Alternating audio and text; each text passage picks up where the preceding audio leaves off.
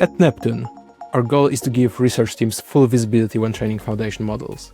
That means logging and monitoring every piece of information, including activations, gradients, and weight norms from every layer of the model at every step of the training, to make sure that everything that may be needed for experiment evaluation, debugging, and solving issues is available in real time during long training runs.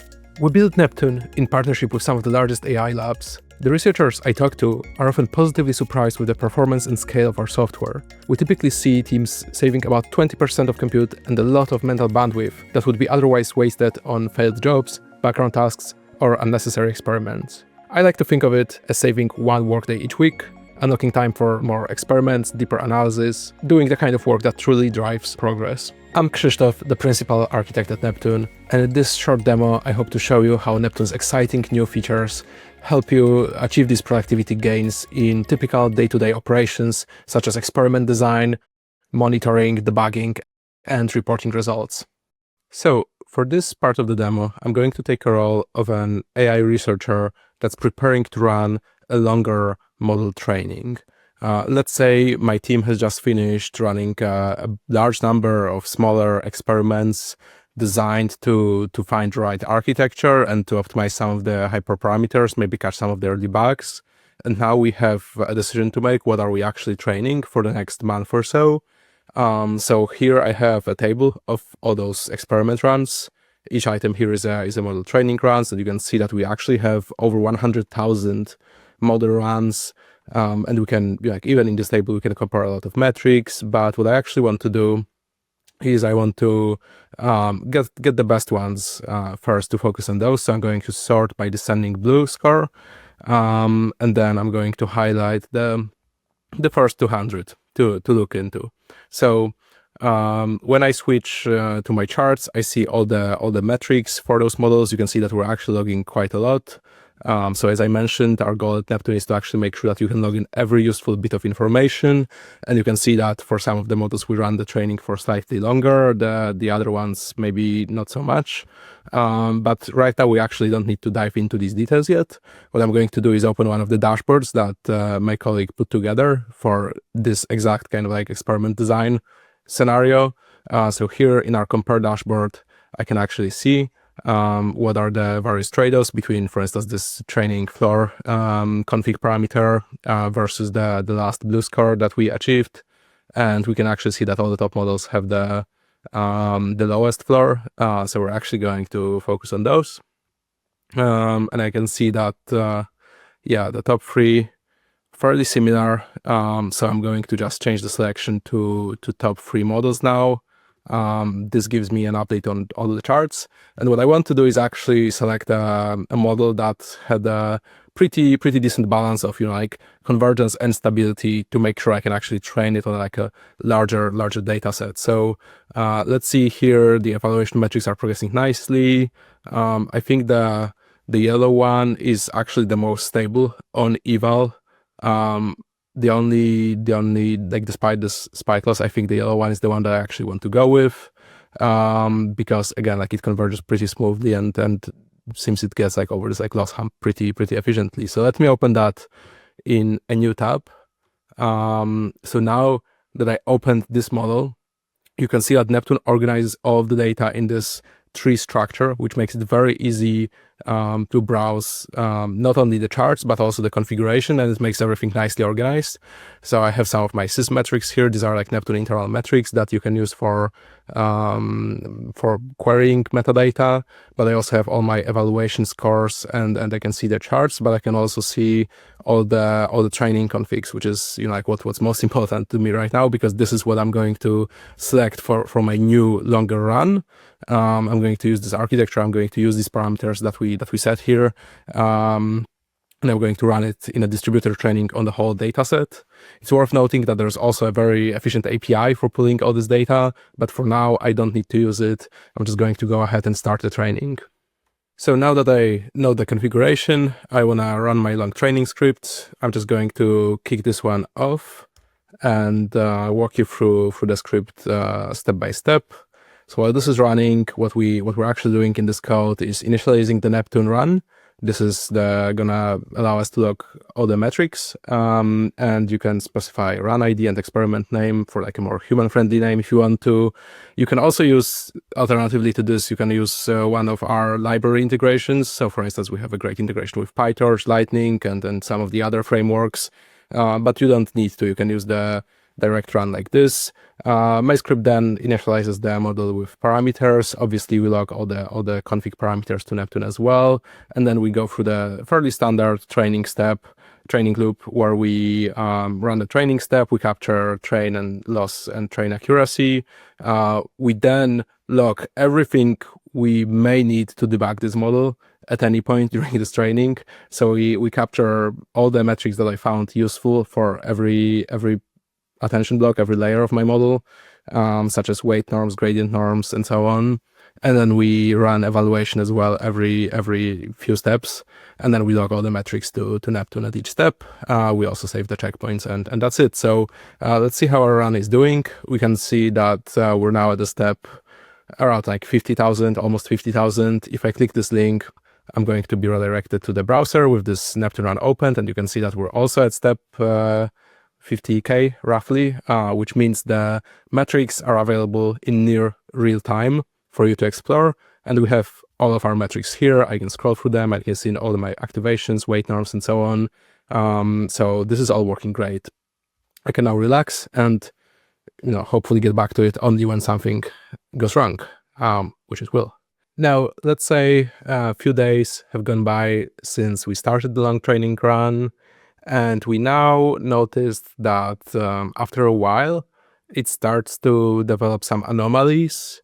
We can also see that the eval loss is not looking so good. It's actually diverging instead of converging. So let's look into that now, shall we? Let's see how Neptune helps me debug this training and solve it quickly. Now, I know the reality of our job is that you often have to pivot from training, development, to debugging, to rerunning the same training, maybe going back to your code from like weeks and months ago. So hopefully this will give you a glimpse into how that can be done slightly easier, slightly faster with fewer context switches.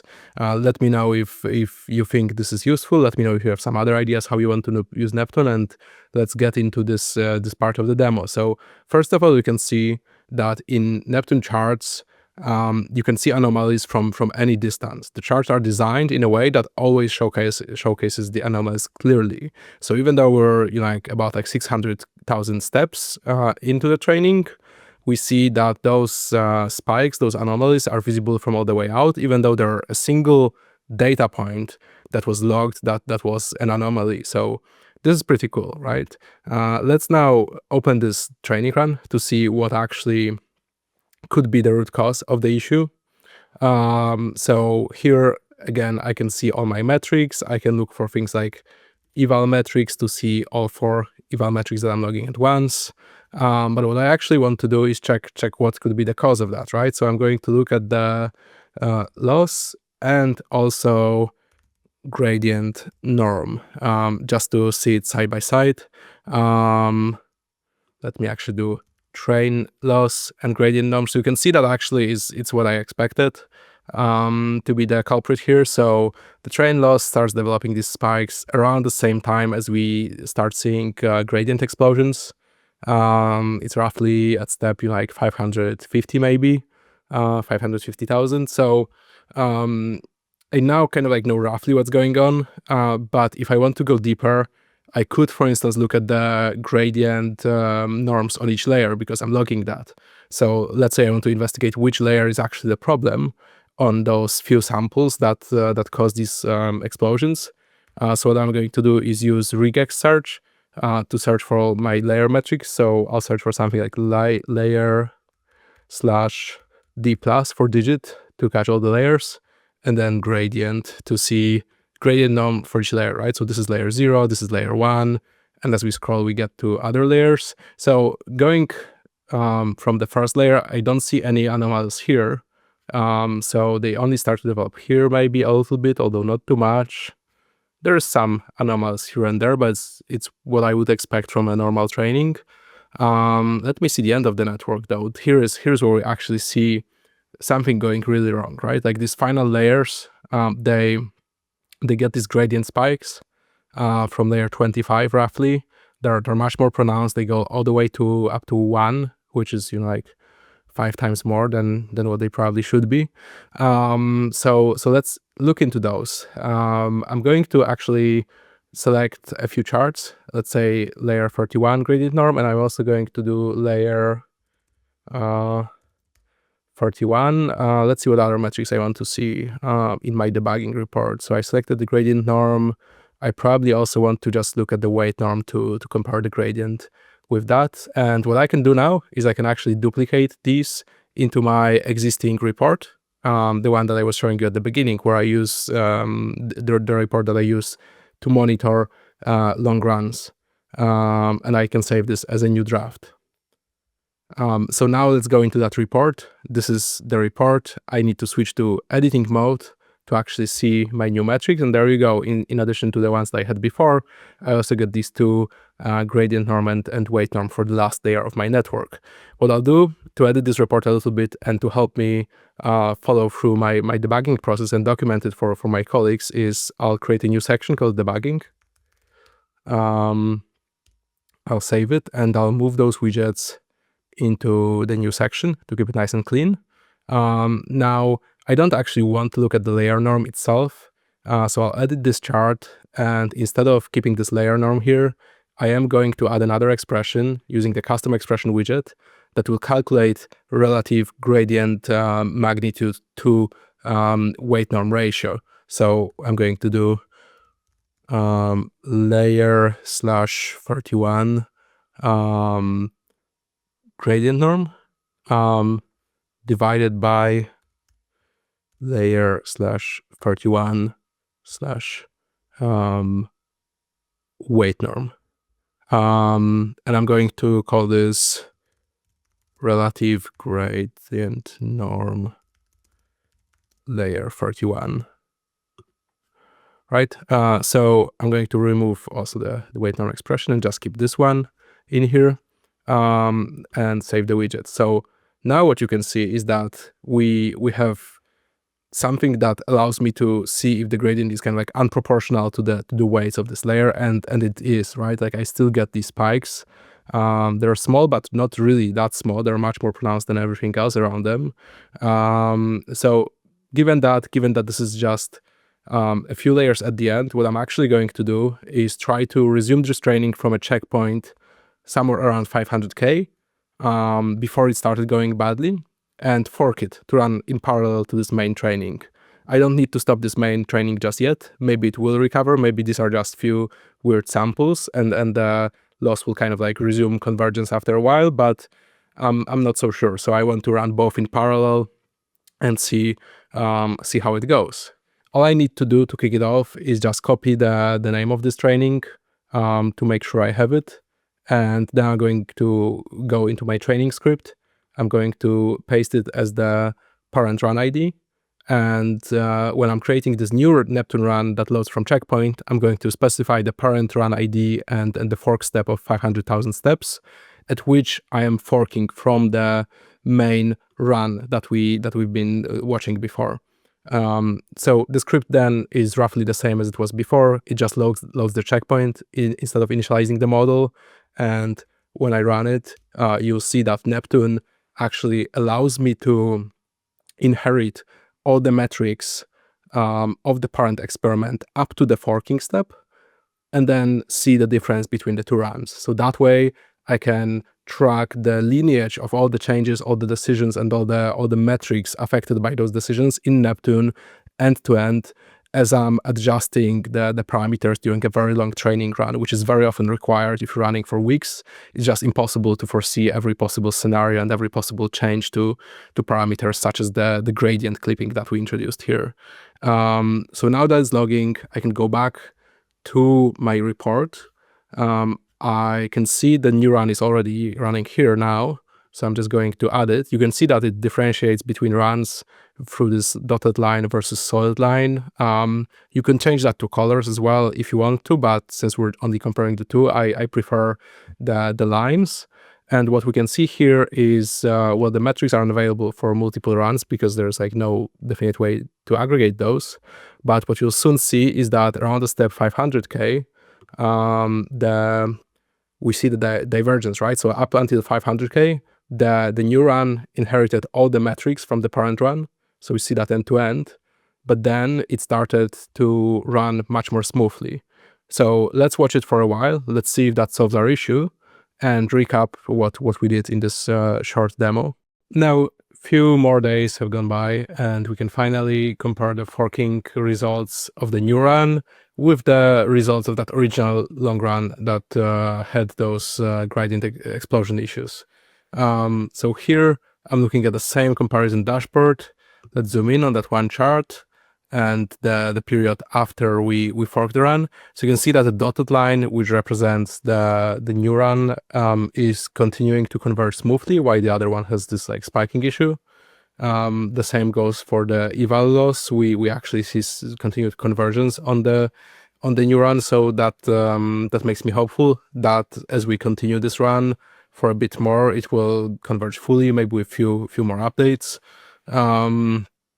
So yeah, hopefully this short example illustrates how debugging works in Neptune.